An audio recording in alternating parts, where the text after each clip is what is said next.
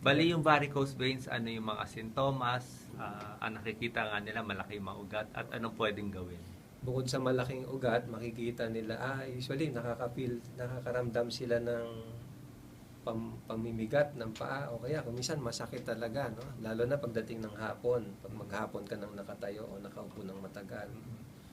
So, ito, may mga solusyon. Kagaya ngayon, may magandang solusyon na dyan eh. Hindi na masyado ginagawa yung stripping na tinatawag na hinuhugot mo yung ugat sa loob. No? Sa surgery to. Oo. Ngayon, ang ginagawa namin dyan, yung minimally invasive, sinusunog natin yung ugat from inside. No? Para yung ugat na yon eh hindi na daluyan ng dugo kasi siya yung nagbibigay ng pressure papunta sa baba eh. So, inaano mo yan, sinusunog mo. Para yung dugo naman, dumaanan doon sa mga iba pa nating mga ugat na normal. No? So, yun ang Very successful naman tong mga procedures na to at mahal ba to? Kung maganda ang itong mga procedures ito, sobrang successful. No? Pagka sinunog mo yon talagang halos 100%, hindi na sila magre-recanalize na tinatawag. No? Pero pwede ka ulit tubuan ng iba. Depende na lang sa pag-iingat. No?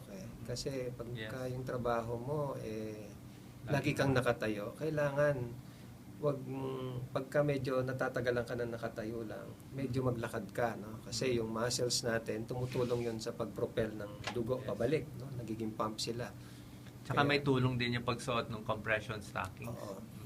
Yung mga compression stockings, lalo na yung mga pasyente na hindi mo na pwedeng operahan o kaya ayaw talaga magpa-opera, at least mag-compression stockings na lang sila, no? Ito yung medyo masikip na stockings na sinusuot. Mahirap isuot pero kailangan masanay na lang. No? Pwede naman nila to isuot ng pangmatagalan, di ba? May tulong naman sa pag. Actually, dapat yan, lifetime mo nang isuot. No? Parang parte na ng activities mo. Sinusuot mo sa umaga. Pagkagising ng umaga, isusuot mo na siya. O kaya pagkaligo mo. At tinatanggal ito sa gabi na pag matutulog ka na. No? Kasi pagka tayo naman nakahiga, hindi natin kailangan ng stockings. No? Kasi hindi naman against gravity yung akyat ng ugat mo kasi flat ka lang naman. So, madaling nakakabalik ang dugo sa puso ng walang stockings.